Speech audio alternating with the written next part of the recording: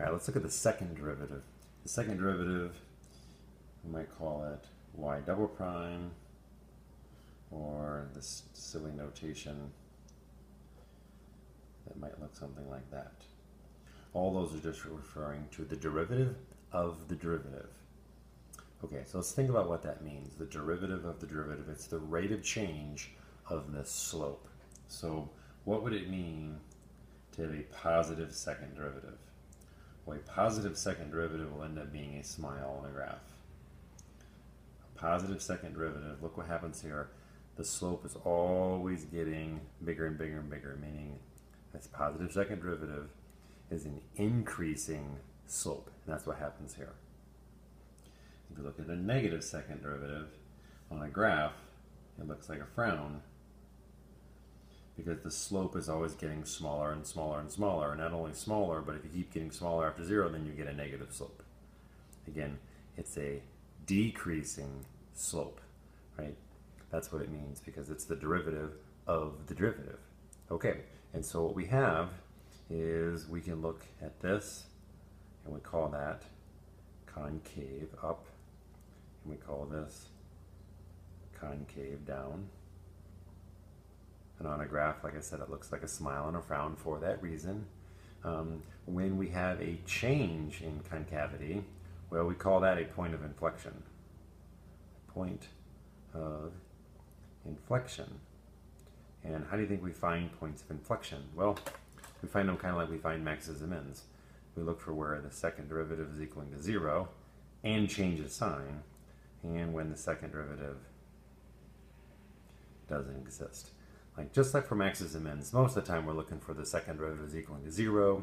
We're finding out when the second derivative is positive, when the second derivative is negative, and then those are the points of inflection. Okay? And again, the second derivative, it's just as easy as just finding the derivative and then taking the derivative's derivative, because that's what it is. So let's look at a polynomial, x cubed minus 18x squared plus 60x plus 30. Okay, let's take one derivative and get 3x squared minus 36x plus 60, and then just take another derivative. Another derivative, meaning the second derivative, will be 6x minus 36. Okay, and if we're looking for points of inflection, or we're looking on intervals where the function's concave up or concave down, well, we do the same thing. We do a sign chart. When is the second derivative 0? Well, when x equals 6, right, setting this equaling to 0, 6x minus 36 equals to 0 when x equals to 6. And so what I want to do is I want to plug into the second derivative. I want to see the sign of the second derivative when x is bigger than 6 and less than 6. Okay, so if I plug in x equals to 10 here, I get 60 minus 36, and that's a positive. And if I plug in something less than 6, like 0, I get a negative. Okay, so what can I say about this particular function? I can say that it's concave down from negative infinity to 6, and concave up from 6 to infinity, right? And I can say that the second derivative equals to 0 at x equals to 6, which then we would call this a point of inflection. Okay, go ahead and get out your graphing calculator and think about what that looks like. And again, if you graph that, it's going to look something like this cubic function. And the special point that we just found, this point of inflection, is right here. Remember, this says it's concave down and then concave up. Look what's happening to the slope. The slope is getting,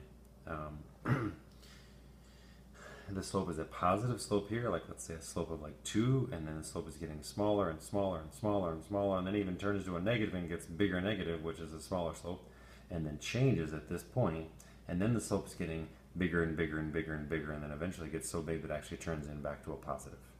Again, concave down, concave up, frown, smile, and in this particular graph, there's only one point of inflection.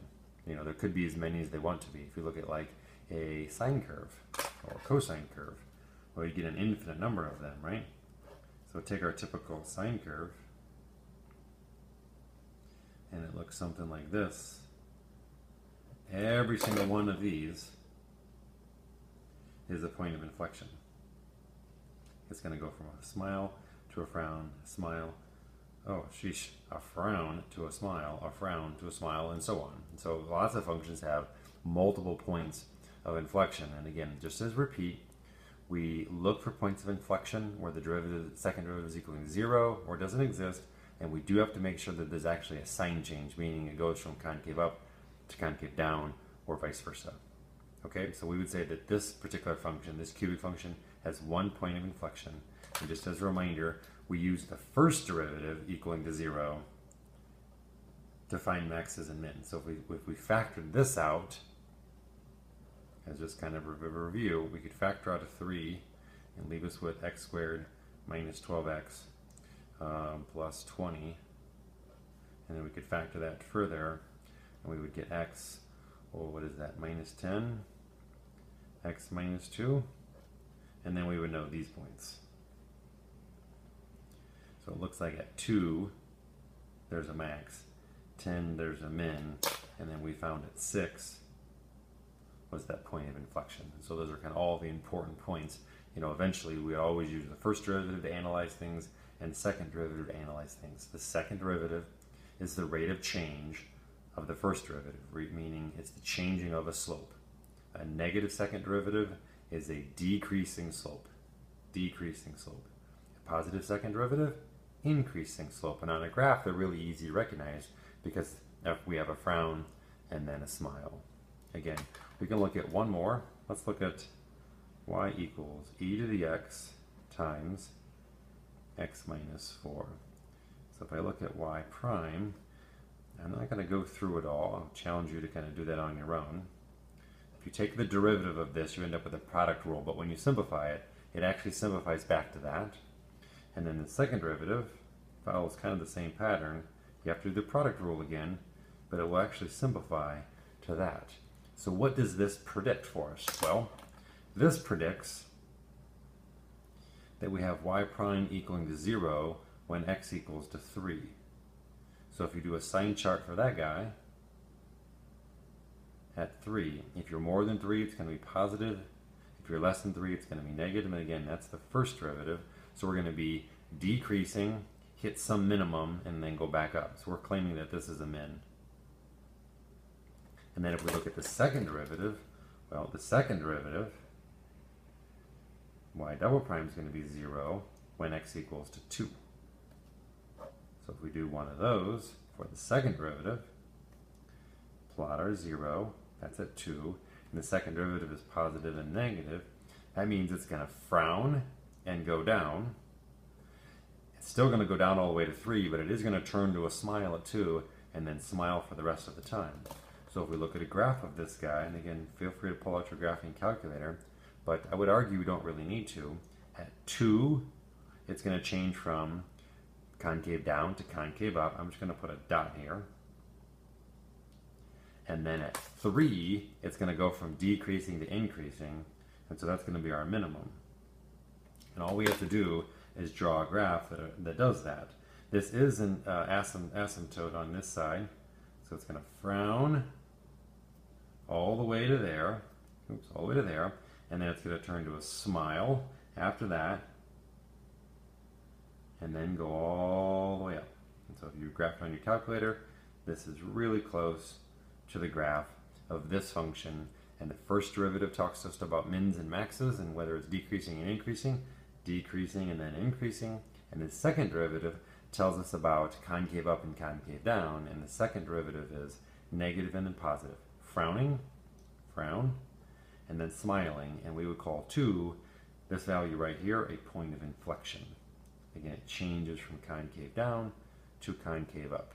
And again, there's lots of things we can look at when we start looking at the second derivative, but you just got to remember that the second derivative is just the derivative of the derivative, meaning it's the rate at which the slope is changing.